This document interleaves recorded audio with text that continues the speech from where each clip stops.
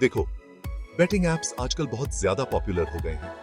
ये एप्स हर जगह दिखते हैं, चाहे वो पब्लिक प्लेसेस हों या प्राइवेट सेटिंग्स। ये गैम्बलिंग का एक क्विक एंड इजी तरीका है। बस कुछ टैप्स और आप बेट प्लेस कर सकते हैं। बहुत से लोग इन्हें अल्योरिंग पाते हैं। दोस्तों के साथ मिलकर बेट करना एक सोशल एक्टिविटी बन गया है। ये एप्स ऐसे बनाए जाते हैं कि लोग इनके आदी हो जाएं। बार बार चेक करने की आदत लग जाती है।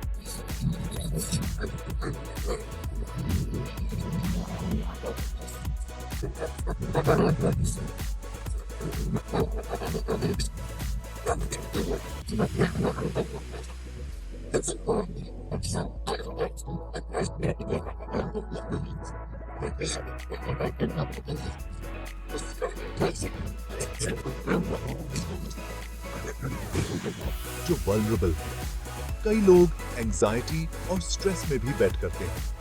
एक और फैक्टर है इन एप्स की एक्सेसिबिलिटी। ये हर जगह अवेलेबल है। ये स्मार्टफोन्स और टैबलेट्स पर 24/7 अवेलेबल रहते हैं। दिन हो या रात, आप कभी भी बेट कर सकते हैं। इससे लोगों के लिए कहीं भी कभी भी गैम्बल करना आसान हो जाता है। कम्यूट करते समय भी लोग बेट करते हैं। यह कांस्टेंट अवेलेबिलिटी एडिक्शन का कारण बन सकती है। लोग रात में भी सोने से पहले बेट करते हैं। बहुत से बेटिंग एप्स अपने एडवर्टाइजमेंट्स में सेलिब्रिटीज या सोशल मीडिया इन्फ्लुएंसर्स का यूज करते हैं। ये एंडोर्समेंट्स बहुत प्रभावी होते हैं। ये फेमिलियर फेसेस बेटिंग को ज्यादा एक्सेप्टेबल बना सकते हैं। लोग अपने आइडल्स को फॉलो करते हैं। लोग ट्राई करने के लिए प्रेशर फील कर सकते हैं। पीयर प्रेशर भी एक बड़ा फैक्टर है।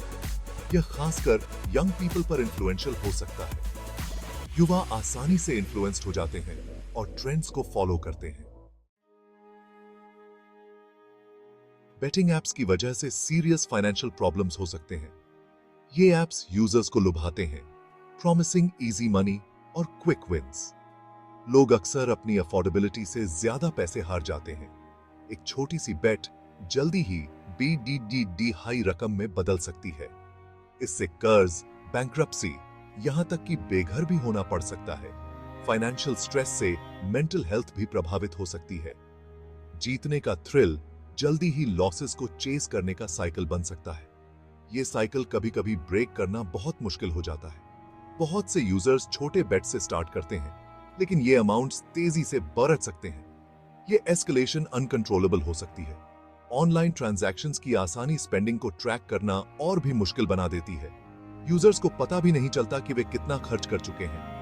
लोग आसानी से भूल सकते हैं कि वे कितने पैसे स्पेंड कर रहे हैं। ये भूल फाइनेंशियल रूइन का कारण बन सकती है। ऐसे अनगिनत किस्से हैं जहां लोगों ने अपनी लाइफ सेविंग्स गंवा दी। ये सेविंग्स कभी-कभी रिकवर करना इम्पॉसिबल हो जाता है। कुछ ने तो अपनी गैम्बलिंग की आदत को पूरा करने के लिए चोरी या धोखाधड़ी तक का सहारा लिया है। ये इलीगल एक्टिविटीज उनके जीवन को और भी मुश्किल बना देती हैं। बेटिंग ऐप एडिक्शन के फाइनेंशियल कॉन्सिक्वेंसेस बहुत ज्यादा डेवास्टेटिंग हो सकते हैं। ये एडिक्शन फैमिलीज को भी डीपली इंपैक्ट करती है। ये व्यक्ति के जीवन के हर पहलू को प्रभावित कर सकते हैं। फाइनेंशियल इंस्टेबिलिटी से रिलेशनशिप्स और पर्सनल वेलबीइंग भी सफर करते हैं।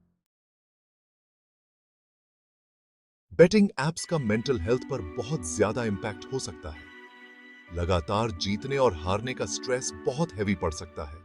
इससे एंजाइटी, डिप्रेशन और यहां तक कि सुइसाइडल थॉट्स भी आ सकते हैं। गैम्बलिंग लॉसेस से जुड़े शेम और गिल्ट बहुत ज्यादा ओवरवेलमिंग हो सकते हैं। बेटिंग एडिक्शन से जूझ रहे लोग अपनों से कट सकते हैं। वे अक्सर मूड स्विंग्स और इरिटेबिलिटी एक्सपीरियंस करते हैं। वे अपनी रिस्पॉन्सिबिलिटीज को निग्लेक्ट कर सकते हैं। इसमें काम, पढ़ाई या परिवार शामिल हो सकते हैं। ज्यादा अमाउंट में पैसे हारने से होपलेसनेस और डिस्पेयर की भावनाएं आ सकती हैं। बेटिंग एप्स की एडिक्टिव नेचर की वजह से इन्हें छोड़ना बहुत मुश्किल हो सकता है। अगर आप या आपका कोई जानने वाला गैम्बलिंग एडिक्शन से जूझ रहा है, तो हेल्प लेना बहुत जरूरी है। बेटिंग एप्स कभी-कभी इलीगल गैम्बलिंग एक्टिविटीज का गेटवे बन सकते हैं। जो यूजर्स एडिक्टेड हो जाते हैं, वे गैम्बल करने के दूसरे तरीके खोज सकते हैं। इसमें अंडरग्राउंड कैसीनोज और अनरेगुलेटेड ऑनलाइन प्लेटफॉर्म्स शामिल हो सकते हैं। ये इलीगल ऑपरेशंस अक्सर वल्नरेबल इंडिविजुअल्स को अपना शिकार बनाते हैं। वे हाई रिस्क बेट्स और प्रेडेटोरी लेंडिंग प्रैक्टिसेस ऑफर कर सकते हैं। इससे फर्दर फाइनेंशियल रुइन और लीगल प्रॉब्लम्स हो सकते हैं। ऑनलाइन गैम्बलिंग की एनोनिमिटी की वजह से क्रिमिनल्स के लिए ऑपरेट करना आसान हो जाता है। इससे अथॉरिटीज के लिए उन्हें ट्रैक करना और प्रोसिक्यूट करना भी मुश्किल हो जाता है। यह इन्वॉल्व्ड लोगों के लिए एक डेंजरस एनवायरनमेंट क्रिएट कर सकता है। Section 5. Youth at Risk. A generation hooked on betting apps. This is a growing concern that needs immediate attention. Betting apps young people के लिए एक बहुत बड़ा threat है। ये apps उन्हें एक dangerous path पर ले जा सकते हैं। वे जल्दी पैसे कमाने के allure और gambling के excitement के प्रति ज्यादा vulnerable होते हैं। ये excitement उन्हें बार-बार gamble करने के लिए tempt करता है। बेटिंग एप्स की एक्सेसिबिलिटी की वजह से उनके लिए सीक्रेटली गैम्बल करना आसान हो जाता है। ये सीक्रेसी उन्हें और भी ज्यादा रिस्क में डाल देती है। बहुत से यंग पीपल गैम्बलिंग से जुड़े रिस्क्स के बारे में नहीं जानते हैं। उन्हें ये नहीं पता होता कि ये एडिक्शन कैसे उनकी लाइफ को अफेक्ट कर सकता है। हो सकता है कि उनके पास पोटेंशियल कॉन्सिक्वेंसेस को समझने के लिए फाइनेंशियल लिटरेसी न हो। ये लैक ऑफ नॉलेज उन्हें और भी ज्यादा वल्नरेबल बना देता है। इससे वे कम उम्र में ही बहुत ज्यादा कर्ज में डूब सकते हैं। ये डेट्स उनकी मेंटल हेल्थ को भी नेगेटिवली इंपैक्ट कर सकते हैं।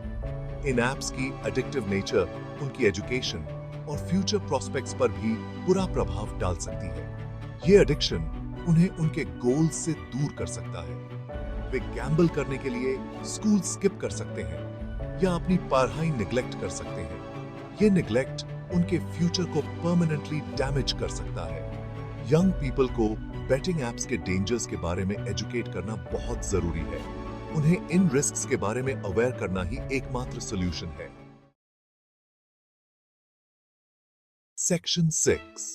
Tearing apart the fabric of family and society.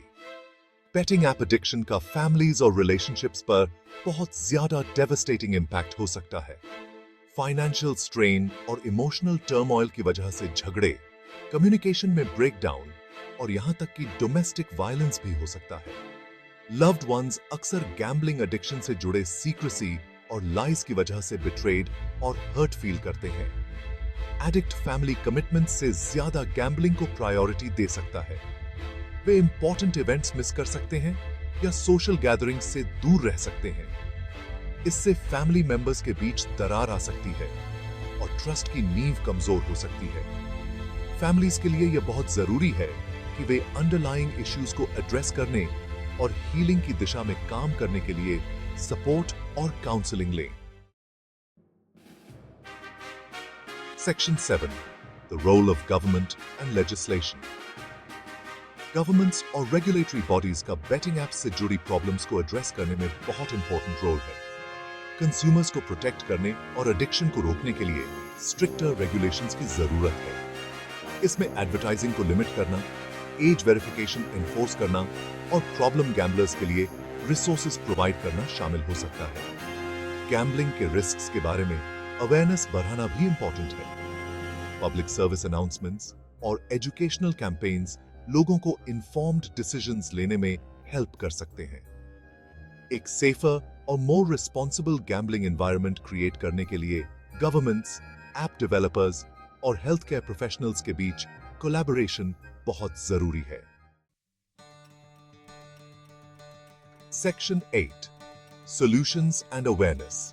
A path to recovery. Betting app addiction के इश्यू को एड्रेस करने के लिए एक मल्टी फैसेटेड अप्रोच की जरूरत है। अवेयरनेस बढ़ाना बहुत जरूरी है। लोगों को रिस्क्स और कॉन्सिक्वेंसेस के बारे में इन्फॉर्म्ड करने की जरूरत है। सपोर्ट ग्रुप्स और काउंसलिंग सर्विसेज इंडिविजुअल्स को गाइडेंस प्रोवाइड कर सकते हैं और उनकी एडिक्शन को ओवरकम करने में हेल्प कर सकते हैं। फाइनेंशियल लिटरेसी प्रोग्राम्स लोगों को रिस्पॉन्सिबल फाइनेंशियल डिसीजंस लेने के लिए एम्पावर कर सकते हैं। रिस्पॉन्सिबल गैम्बलिंग हैबिट्स को प्रमोट करना इंपॉर्टेंट है। इसमें लिमिट सेट करना ब्रेक्स लेना और लॉसेस को चेस करने से बचना शामिल है।